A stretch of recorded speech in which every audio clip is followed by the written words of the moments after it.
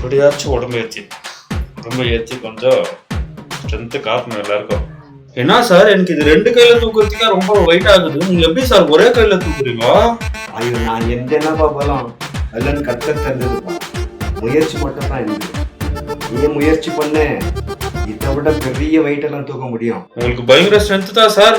என்னப்பா, வர வேண்டிய பணம் எல்லாம் வந்துடுச்சு வந்து? எங்க சார் வர வேண்டிய பணமே என்ன வராம இருக்குது. அந்த பணம் மட்டும் வரலன்னு வைங்களேன், நான் கொடுக்க வேண்டியவங்களுக்கு கொடுக்கணுமா இருக்கு. ஆளைய குறித்து நினைச்சாலே ரொம்ப பயமாகுது சார். எதுவும் கவலைப்படாதுப்பா, நீ ப்ரேயர் பண்ணியா முதலாவது? ஏன்னா சார் இவ்வளவு முயற்சி போட்டே வரல, ஜெபிச்சா வந்துருவா போகுது. முயற்சி பண்றது நல்லதுதான்ப்பா. ஆனா ஒண்ணு, ஜெபம் பண்ணி முயற்சி பண்ணும். ஜெபத்தினால கூடாதது எதுவும் இல்லப்பா. முயற்சி போடுறது நல்லதுதான். ஆனா வேதம் என்ன சொல்றது தெரியுமா?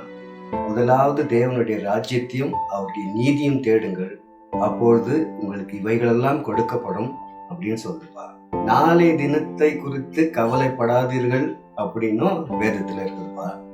சரியா? நாளை தினம் வந்து நாளை தினத்துக்கு இந்த பணத்துக்காக எந்த அளவுக்கு முயற்சி போட்டியோ அந்த அளவுக்கு ஜபம் இருக்கணும்ப்பா. ஜபமும் முயற்சியும் சேர்ந்தா தான் எல்லா காரியமும் நடக்கும். நீங்க சொல்றது கரெக்ட் தான் சார். நான் பணத்துக்காக எவ்வளவோ முயற்சி போட்டேன், ஆனா ஜெபத்துக்கு நேரமே செலவிடல சார். எனக்காக ஜெபிச்சுக்கோங்க. நான் ஜெபத்துக்கு நேரம் அதிகமா கொடுக்கணும். அதே போல அந்த பணம் வர வேண்டிய பணம் வரணும்னு ஜெபிச்சுக்கோங்க சார். கர்த்தருடைய கிருபையும் அவருடைய இரக்கமும் இருக்கணும்ப்பா. எல்லாம் கை கொடுக்கும். அதை பத்தி கவலையப்படாது.